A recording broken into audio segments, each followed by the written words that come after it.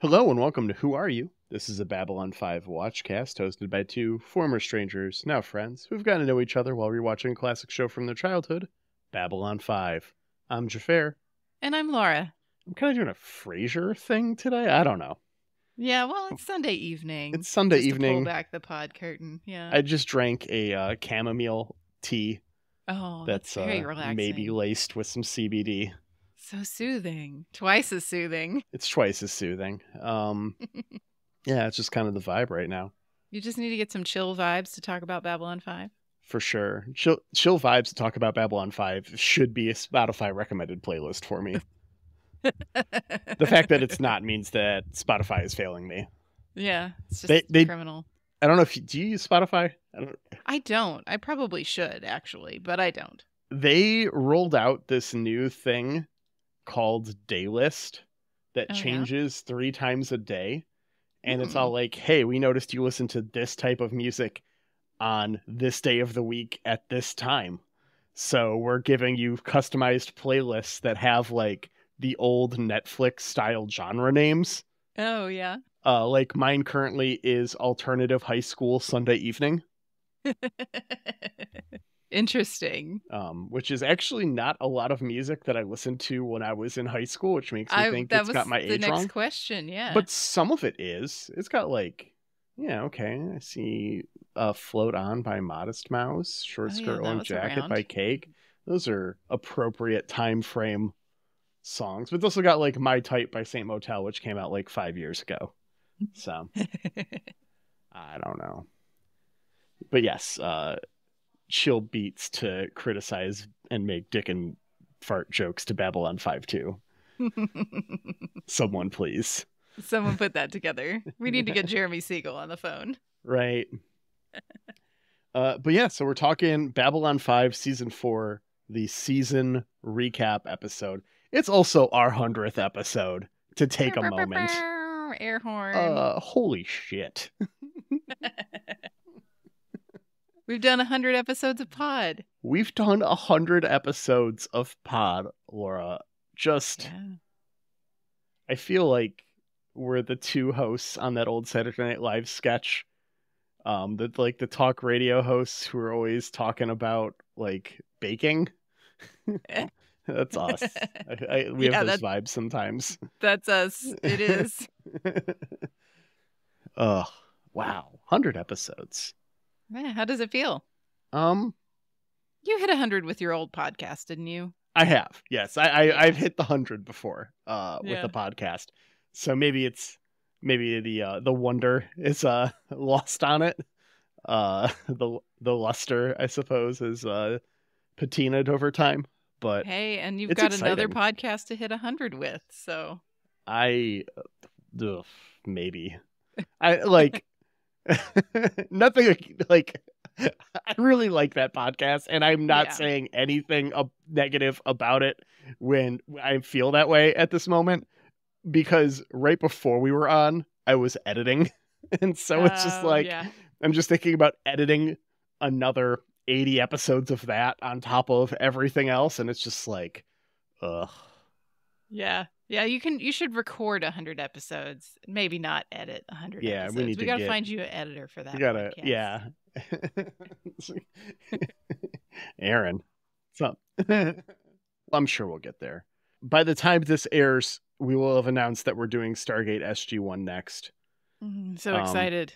Yeah, with Vic from Dominion Media and Television. It should be a fun listen, and I do hope it runs for 100 episodes, which is bringing us back to where we were. This is what CBD does to me. I ramble. It's crazy to think that a Facebook post from May of 2021. Yeah, that seems right. That has seems like led the right to year. This. I know. It's been 100 episodes, and we've really got to know each other. We have, and we've made more friends along the way. Yes, we have. In our Discord, we have several. Yeah, it's crazy. And it's been. I don't know if I said this on pod before. I might have, but I know I mentioned I asked JMS a question, right? Right. But when I went and got the autographs from him the next day, I handed him the VHS, all that stuff, and I just had like a quick little blurb to just be all like, hey, thank you for your art, because the communities around your art have truly enriched my life. Mm-hmm. And I appreciate that as much as the source material. Right. And that's 100% true. And that's this. Yeah. That's us. That's our friendship and the friendships we've made accordingly, with like, obviously you've met Beth, I've met Aaron, everyone in the Discord. Even our friends at the League of Non-Aligned Podcasts. 100% our friends at the League of Non-Aligned Podcasts. Scott and Ryan and Rachel and everyone who's been kind enough to come and guest here. Victor and Ben, obviously. And also just like the people that we meet going and doing that and getting to talk to those people. All of it's been incredibly enriching to my life. And yeah, same. It's made me a happier person. Talking about complex ideas and not taking myself too seriously when I do it. It's made me a better person. It's made me better at communicating. Same. So, I have this to thank for that. Yeah. And, I felt when I started this, I don't know if you've ever had this experience, Xhafer, but sometimes I do like hop myself into things and I am really gung-ho at first. Mm-hmm. And then it fizzles out for some reason. Yeah. I understand. I think it might be a little neurodivergent thing here. And I really wondered to myself, like, are you going to see this one through, Laura? Are you going to really make it? And here we are. We're 100 episodes in. I think we've made it. 100%. I mean, contractually, like, if we just wanted to run through the last season of Babylon 5 and call it a day, we would have a complete Babylon 5 podcast. I don't think anyone would begrudge us not talking about Crusade and all the other stuff that we talked about last episode. We're still going to do those things. Yeah. But we 100% have made it, and we're close. I mean, the end of season 4, like, we've been through 80% of this show, not counting auxiliary materials, which is crazy to think about too. Mm-hmm. Yeah, it's been a ride. And the ride will keep going for another 50 episodes. And then we'll start talking about Battlestar Galactica. Yeah. Let's keep going. Yeah. Yeah. All right. Did you have anything you wanted to throw in there about 100 episodes? No, that's it. I just wanted to say I'm so proud of us for sticking through a thing. Like, yeah, it's awesome. Especially me, because I know that it's a struggle for me. It is a struggle to sit down and watch an episode I don't want to watch. And it's a struggle to make notes on episodes sometimes. That's true, yeah. I tend to get up and walk away a lot, especially when it's not the better the episode or the tighter the episode, the more likely I am to stop and walk away and like, oh, I got to do laundry. And that is a struggle. But it's never a struggle to sit down and talk to you, Laura. Yeah, that part is always easy. This is what you do it for. This is the payoff on our end, at least. Yeah. And now we get to recap one of the best seasons. Yes. And we're going to start that recap by talking about the themes of this season. Educate me. Give me some themes. I got 3 big themes this season. Okay. And the first is a quote from Delenn at the end of the Shadow War that sums up a lot about not just the show, like the season, but the show. And that is, it is harder to build than destroy. Oh, yeah. Mm-hmm. And I think we're going to run into that into season 5. We 100% are. We get a little of it here, but if we look at the formation of the Interstellar Alliance, which is effectively the point of season 4. Yeah. Okay. It's the goal. It's what everything's running to. Even if you don't know that it exists until the last couple of episodes, in hindsight, very obviously, this has been a build not just here, but since season 1 of the show. Mm-hmm. The something bigger, the something better, the something fairer compared to the Babylon 5 Council. At this point, as we ended the season, too, this formation of the Interstellar Alliance is still in that kind of like new and shiny and glamorous phase. Mm-hmm. After we've seen a lot of destruction. Yeah. But that shine is going to wear off pretty quick, I think. It will. And not just because season 5's kind of miserable. Well, and they've hinted it to us at the Deconstruction of Falling Stars episode. Yeah, they tell us what's coming. Lots of struggle. Yeah, I mean, it also plays out in the pacing of everything. Like the Minbari Civil War is 2 episodes. The Shadow War is effectively 11 episodes. Mm-hmm. And the Earth Civil War, I guess, for lack of a better term, they don't ever call it that. Yeah, but that's what it is. Yeah. The liberation of Earth, perhaps, is also, like 10 episodes. And then we have 3 seasons before this of building up the thing that is the kind of the culmination of all of it. It is much harder to build than destroy, and it's demonstrated in the time dedicated to the story in building and destroying as well. That's one of the first lessons you learn with your children too, is when they build up something and then they accidentally knock it down, and you have to console them that you can build it again. It's going to be harder. Yeah. Just thinking about that experience several years ago when my son was small and he learned about gravity. Okay. So, building versus destroying. Theme number 2. It can happen here. Oh. Yeah. Now, I chose this, I suppose, as opposed to The Rise of Fascism. It Can Happen Here is a book that was, written in the late 70s, early 80s, about the rise of Nazism and fascism in America. And it's also the inspiration for V. Shout out to Voice of the Resistance when that hits airwaves whenever. So much of that in this season isn't in this season. Yeah, the buildup of the fascism was happening all along, right, with Earth. But this is about what it takes to get rid of it when you're not proactive. This is the warning. This is the how many people had to die, how many people had to be sacrificed, which ties into theme 3, at what cost. Yeah. These kind of go hand in hand. I'm thinking of Sheridan right here. Yeah. Tell me more about at what cost. At what cost? Well, it's just, you've done the thing, but how many of your friends did you kill? How many telepaths did you weaponize against their will? Presumably, they don't really without their knowledge. Well, without their knowledge, for sure. Without their consent, yes.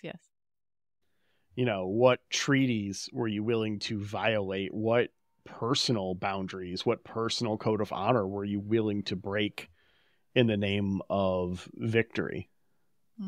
Even Mr. Bester seeking out the crimes he knew would happen against his telepaths, destroying the lives of mundanes along the way in order to get that knowledge. Yeah, there is a lot of great cost.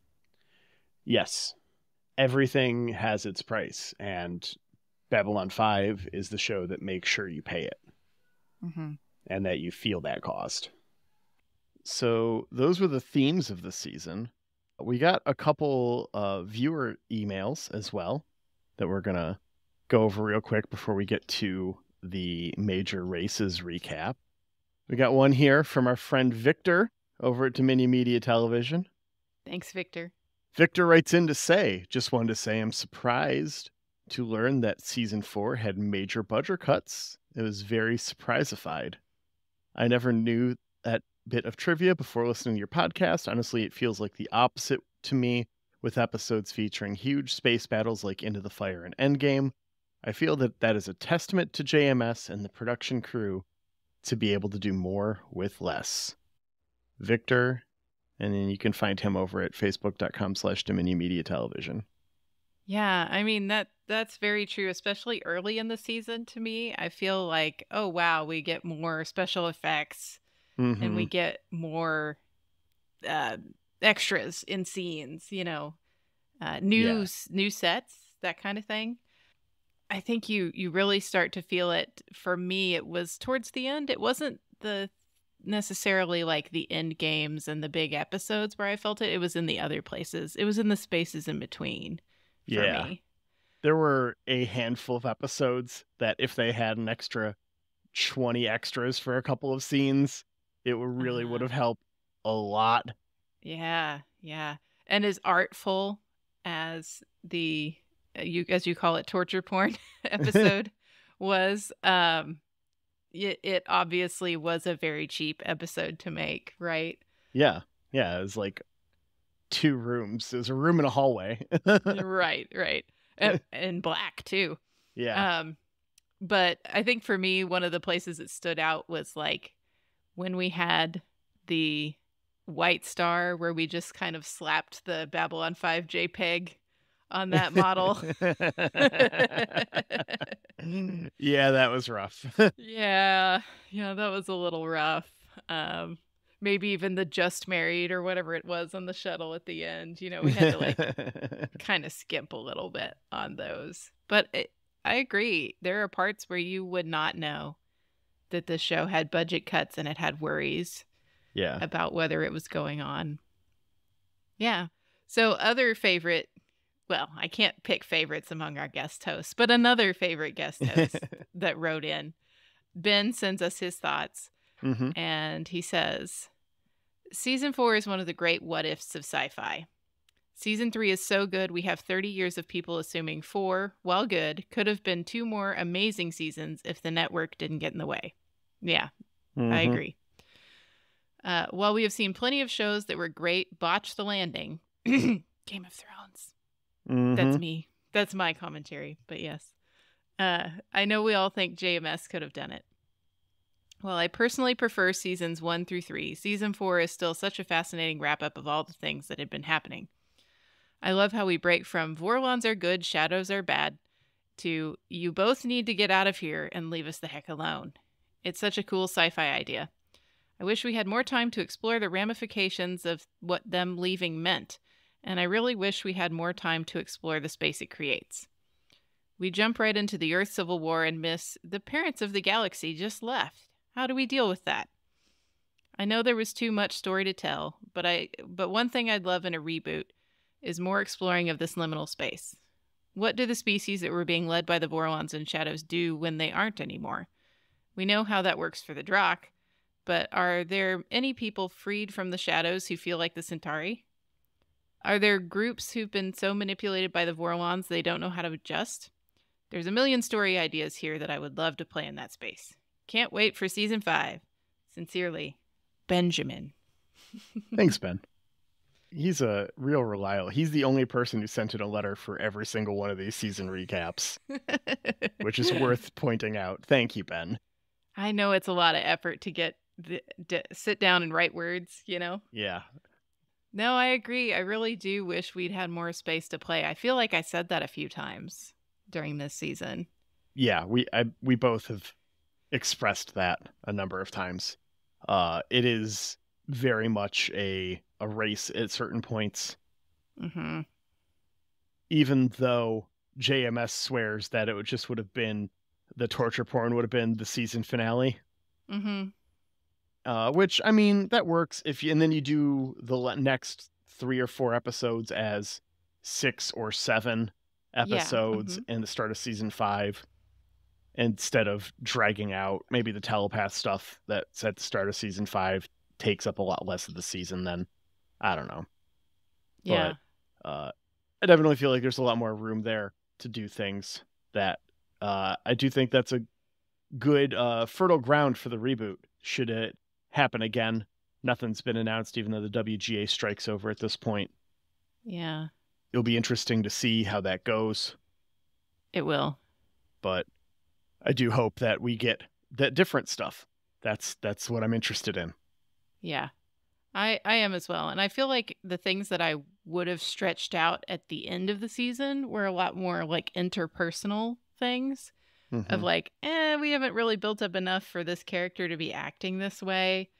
But in that middle of the season, after the Shadow War wrapped up, I think there could have been a few episodes in there about like what happens now with a little bit more in depth on the League of Non-Aligned Worlds and, the major races that have been so influenced by the Shadows and Vorlons. But, that's reboot territory. We can just bring it all back. Yep. Everything old is new again. You could do something fun there with, he could have an episode from multiple perspectives, and one of them we could see is Garibaldi, and we could see the minute differences in how he's perceiving things while under the influence of all of that telepath rewiring. Yeah. And maybe that would be a very interesting thing to do before the reveal, and not play the cards super hard for everyone who hasn't, assuming that's still even a plot line. Right. But that could be interesting to tell that story from that point of view, because that's something we really get. We get a little bit of Garibaldi perspective stuff, but not a lot. Yeah. It's so few things that when I watched it as a child, the whole Garibaldi thing very confused me. Yeah. So thanks for the thoughts. All right. Let's recap where the major races are at and what they have been through this season. Yeah. So the Minbari race has gone through a whole civil war. Yeah. And presumably we've learned that maybe Minbari don't kill Minbari might have been not 100% accurate. It was definitely lip service for a while not being true. Yeah. And then by the end, that was the case. But there was definitely a period of time there where they were bombing their own cities, and yeah, the crystals were on fire. Yeah. No, you know how hard it is to light a crystal on fire, depending on the crystal. Well, I was going to say, what is it, my man? I'm assuming that they don't use flammable crystals to make buildings. I would hope not. That seems very basic. This race has been around for thousands of years. They're almost an advanced, first ones level race in some ways. Maybe you just don't care at that point, though. Yeah. If Minbari don't kill Minbari, why don't you use the cheapest material? I guess. I don't know. Assuming that natural disasters are still a thing. But... That's true. Yeah. Okay, so Minbari have civil warred. Yes. They are theoretically back under control. We don't know a whole lot about that, but we know they're supporting the Rangers, and they got the new Grey Council. Yeah, new Grey Council, which is now led by the worker caste. Right. So the worker caste, their union has really negotiated them some good deals. Good for them. Hope we see the same here. Yeah. Then the Narn have not been well off for a while. They're free now. Yeah. And they are doing what they can on the galactic scene, but they are not a major player. Yeah. I mean, when you lose all your war cruisers and your ships and your planet gets bombed halfway to the Stone Age with rocks, you don't have the same negotiating power that you did before. Let's see, the Centauri, the flip side of that coin. We started off the season with megalomaniacal dictator Cartagia running the scene, almost getting the whole planet blown up by the Vorlons. Londo gets rid of the problem by blowing up the island of Selene. They knock off Cartagia, and then we get Minister Verini put in his place for a while. Yep, but his health is failing, and by the end of the season, we know that Londo will be emperor. Yeah. Very, very quick election. I forgot that was all this season. Right. Cartagia doesn't show up until the start of season 4. Always blows my mind. Yeah. Same. Doesn't feel right. Yeah, so they're poised to have Londo take over at the beginning of season 5. All right, who else have we got? Vorlons and Shadows. Gone. All the other first ones, gone. And then humans, they go through some shit.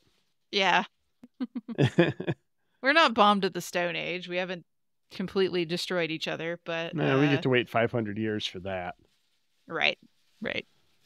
I hope. Yeah, knock on wood. Yeah. the stage is set. The Interstellar Alliance has been formed and flown its white stars over Earth as a totally not threatening gesture at all. Totally chill. So chill, guys. Mm-hmm. That whooshing.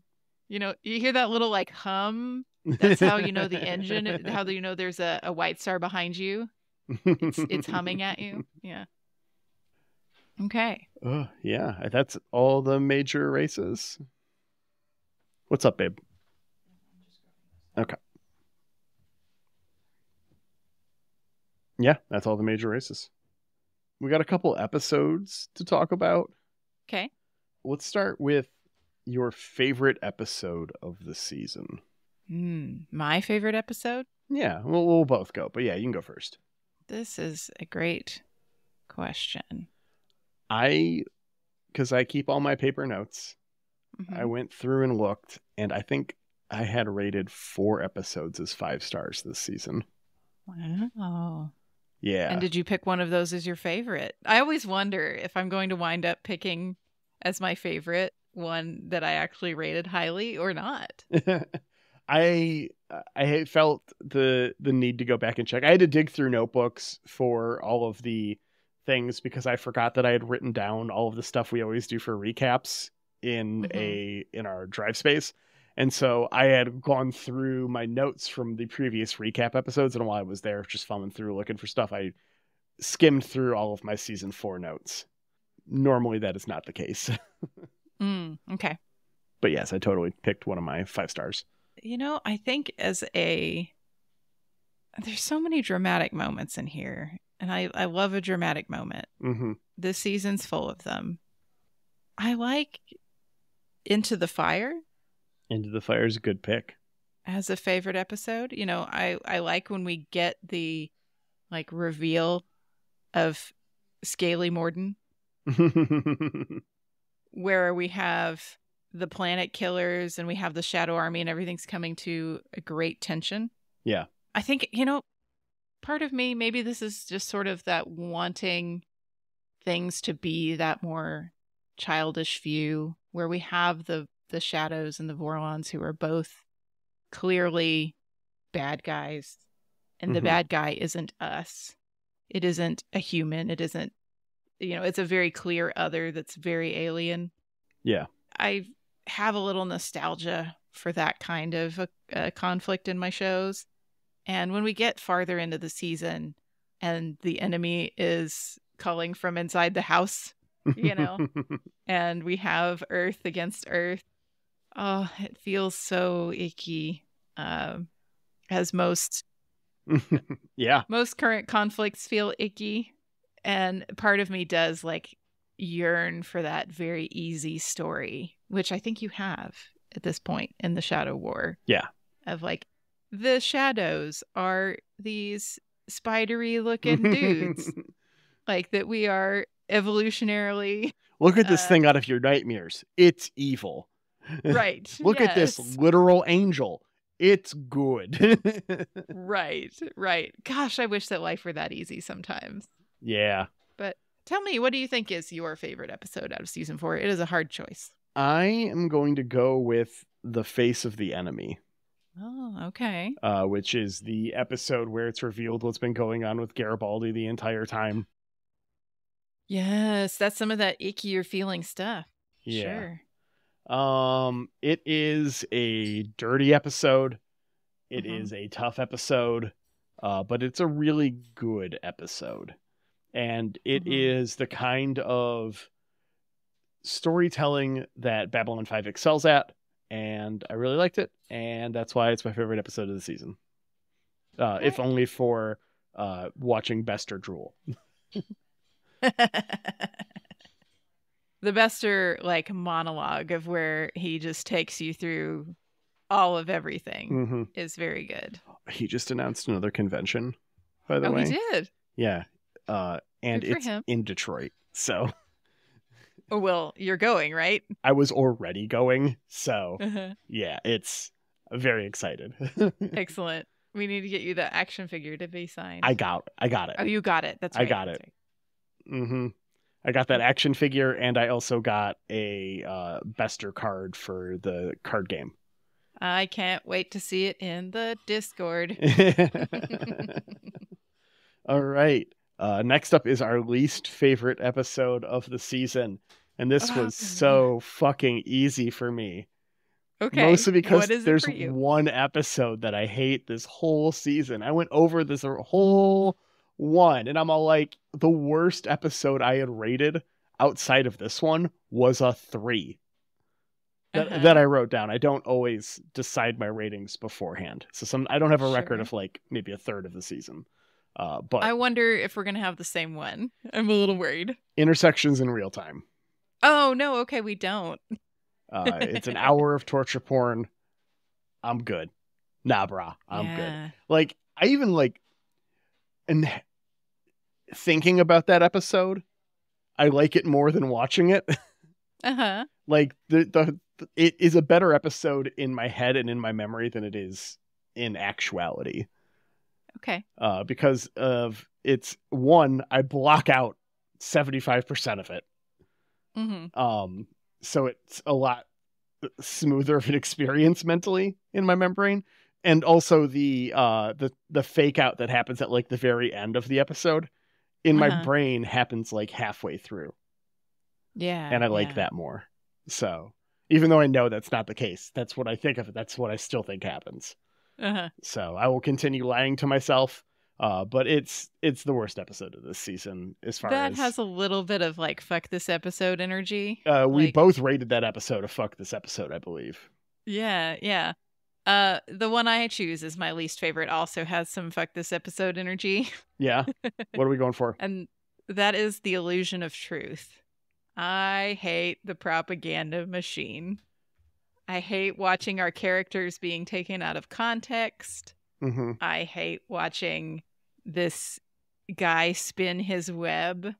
I think it is an ingenious episode in that like we film basically half of an episode and then we cut those pieces together into the rest of the episode. That's kind of funny. I enjoy that trick, but boy, the propaganda machine upsets me. I do not like that episode. That's fair. It's my underdog episode, which is our next category. Which is the episode we thought we weren't going to like and liked a lot more than we thought we did. Doesn't even necessarily mean that we truly enjoyed the episode, but just the one that like when you sit down, you're like, oh, it's time for this one, and you're going through your rewatch, like completionists, you know exactly what I'm talking about. You don't love every episode of every show that you love. There's some stinkers in there. And when you get to one and you're like, well, I'm doing a full rewatch, so I'm gonna watch it, but let's get through this. And then you like it more than you thought you were gonna. That's the underdog episode. And for me, that is The Illusion of Truth, because I went into it with that memory of, this propaganda machine. And then there's a lot of clever editing, and it's a lot more fun than I remember it being because of that. And like knowing what happens and just being, I mean, it's probably because it's so fresh of a rewatch for me. It's like going through and seeing them make the mistakes in the first half that they're going to get in trouble for in the second half. Yeah. Dramatic irony, I believe, is the term. So, yeah, that's my underdog episode. How about you? My underdog episode would be The Summoning, actually. Okay. Because I didn't really remember much about the Minbari Civil War and did not really clock it my first time around. Okay. It all, a lot of it is just Delenn talking in dark rooms. If that makes sense. Yeah. You don't get much actual, like, signs of war. I didn't remember Mr. Nehruun throwing himself into the Starfire wheel to save her. And I really liked that ending for Nehruun. It's good. I remembered him as so icky, and I didn't like him from the second I saw him. And he gets a nice turn. He does. He gets a nice redemption arc. So he does get that was one thing I had not expected, and I was glad to see it. All right. That's my underdog. And then we have our quote of the season. Yeah. What's your quote of the season? It's got to be, get the hell out of our galaxy. Like, how could it not be? I mean, if you got something else, of course, but like, that is the thing that you think of when you think of Babylon 5. That's line. the thing you think of when you think of the series. It's true. Yeah. Not just the season. Mm-hmm. I mean, there's been some good ones in the other seasons, but this is the like series quote, "Get the hell out of our galaxy." Yeah. I have a runner-up option, Xhafer. All right. And that is, "I am death incarnate. I am Susan Ivanova, the last living thing you'll ever see. God sent me." Mm-hmm. Good line. Such a good line. She's great. She is. But "Get the hell out of our galaxy" happened this season, so it's got to be it. Yeah, but... it's, I mean, everyone's allowed their quote. Mm-hmm. All right, and then we're going to do the thing that we do at episodes now, but for the season. Yeah, okay. I hadn't thought if we hadn't even talked about getting rid of this part because we moved it to a cold open. I like keeping it though, because we do. No, we've got to keep it. We get some good stuff in here, which is the one. Mm-hmm. So we're gonna go over and ask each other some questions about what we feel the one thing from this season that is the premise of the question is. Mm-hmm. And I'll go ahead and start. Laura, what do you think the one best bit of this season is? We talked a little bit off pod that this is not as bitty a season. Yes. As we've seen. Like, there's a lot of darkness. There's a lot of heavy. We throw in some bits here and there. They're kind of little, really. Mm-hmm. But I think if I had to pick a best bit, it would be Wingman Marcus. Yeah. With his bits about the honeymoon suite. Mm-hmm. And working hard for his buddy Franklin. Yep. It's really, really chill of him. Really cool. Now let me go on guard duty, y'all. Super important guard duty. So far away from anywhere where I might not be wanted. Definitely somewhere where you two are not. What a good dude. Xhafer, what do you feel the best recurring character of this season is? I think the best reoccurring, like, non-main cast character of this season is probably, for me, it's Naroon. Okay. I think there's some good choices here. There are some good choices. Naroon. But Naroon is the one with the redemption arc, as we've said. Yeah, he gets that redemption arc. I know he dies like halfway through this season because of the way that it's structured. Even though he's alive probably for 75% of this season in time. Yeah. But the way that it's all set up, he dies kind of early. Just his character and his arc this season, his redemption this season, but also just like no one out dramas an LA drama kid. Yeah. Just getting in there. Like, yeah, it's great. And it's LA, yeah, right? I love John Vickery too. Yeah, John Vickery is excellent. I'm glad he gets a chance to shine here. And he's I like him in everything I've seen him in. So I'm here for it. Yeah. Big fan. All right, Laura.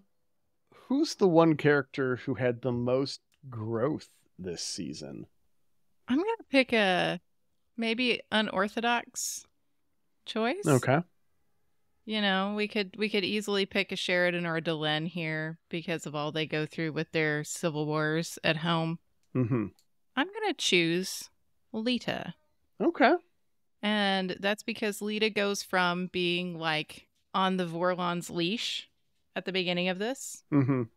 You know, at the beginning of the season, she's stuck with Kosh.0. Mm-hmm. And she's basically his taxi cab through the world. Doesn't have any possessions. Famously, we've noted earlier. Mm-hmm. And then she goes and becomes free. And we actually see her and Zach talking in her apartment about the stuff she bought. Mm-hmm. And we see her with freedom until she has to clearly rejoin the Psych Corps. Yeah. And she's gone through a lot and she's still figuring herself out. But I'm hoping that she'll get some positive things in season 5. Not super optimistic about that, as the last episode set up that there's a telepath war. She gets some scenes in season 5. She does some things. She does some things. Yeah, but she goes from being on this leash to, you know, helping make big decisions and taking the frozen telepaths places and working with Marge resistance. Mm-hmm. I don't know how much autonomy she has yet, but she's trying to stretch her wings. She's a getting little there, bit. yeah. Yeah, I like to see it. Yeah. What about you, Xhafer? I want to hear the best one-off character for you. I really enjoyed J. Patrick McCormick's General Leftcourt from Endgame. Yeah. All right. Just like a little fun, like, oh, they pulled me out of retirement for one last rodeo because my star pupil is mutinying across the galaxy. I have to feel like he gets like 2/3 of what he needs and is just told to go with it. And he doesn't really get a chance to do much except save the day for no reason at the end. But he's just like hearing him talk about stuff and tactics is not something that we get a lot of in this show. Most of the time it's all like, oh, well, this thing, or I know I'd do this, or why are they doing this thing? And not a like actual like reasoning behind tactics, which is one of the things that makes Grand Admiral Thrawn such an interesting and fun character if you read Star Wars novels. Yeah, I've read a few of those with Thrawn. Yeah. And Leftcourt is no Thrawn by any stretch of the imagination. Sure, yeah. But it's as close as we get in this show. Yeah, and I believe we said when we were reviewing Endgame that we wished this character had maybe had a couple episodes. Yes. Instead of one. That would have been cool. I think it would have been nice if he'd been a little bit more recurring instead of one-off. Mm-hmm. All right, Laura, who's the one best guest actor from this season? I think that for me, the performance I found the most fun was our like dime store Amadeus, Mr. Cartagia himself. Yeah. How fun is that? Especially if you're an actor to like go and do this unhinged dictator performance in this fabulous outfit. Right. This white, shiny, golden thing. And just be as crazy as you can be. Yeah. And then like go into like corporate law or whatever he did. The thing. Yep. I hope he's out there channeling his Cartagia sometimes in the courtroom or mediation room or whatever he's doing. Yeah. You know? I want that for him. Okay, Xhafer, yes. I want to know, what was the moment that you most wished Sinclair was here? Anytime adults needed to have a conversation instead of scheming behind each other's backs. Real talk, though, when Garibaldi first gets back, I think having Sinclair instead of Sheridan, even if the arc was exactly the same up until that point with like going to Zahadum and dying and coming back and stuff, I feel like the conversation that Sinclair and Garibaldi have is so different than the one that he and Sheridan have that that entire arc doesn't happen. I don't think Garibaldi puts in his notice. I think he sticks around a lot more. It might end up being worse for the crew because Garibaldi going off and finding the other telepath plot kind of saves them in a handful of ways, because Bester could have turned on the double agent there and assassinated Sinclair or Sheridan when it was convenient, or like by removing him he becomes less of a threat to our main characters. So I have to wonder how that would have played out. But I think Sinclair is the compassionate one who goes, let's talk about why you feel this way and not get out of my office. I'm going to go send Zach for your badge and your gun. Yeah, I don't know. Even if his natural paranoia or whatever it was that Bester said that he enhanced in him, like made him combative with Sinclair, it cuts deeper, doesn't it? Yeah. All right. Well, that's the moment we wish Sinclair was here for, but the other side of that is, what's the best stepdad moment of this season? And the stepdad moment is, because Sinclair was kind of our dad of season 1, and then we get Sheridan. He's the stepdad. Yeah. So it's Sheridan's best stepdad moment. And I think you could say that the moment that he steps up between the two quarreling parents of the races, the Vorlons and the Shadows, and tells them, your time is over. Now's the time for us to do our own thing. Yeah. This family here, the Interstellar Alliance, almost Interstellar Alliance, whatever. Yeah. You need to get the hell out of our galaxy. I think that's a great moment for stepdad. Yeah. I think he has some not so great stepdad moments later in the series. Later in the season when he's, using telepaths to blow things up. Yeah.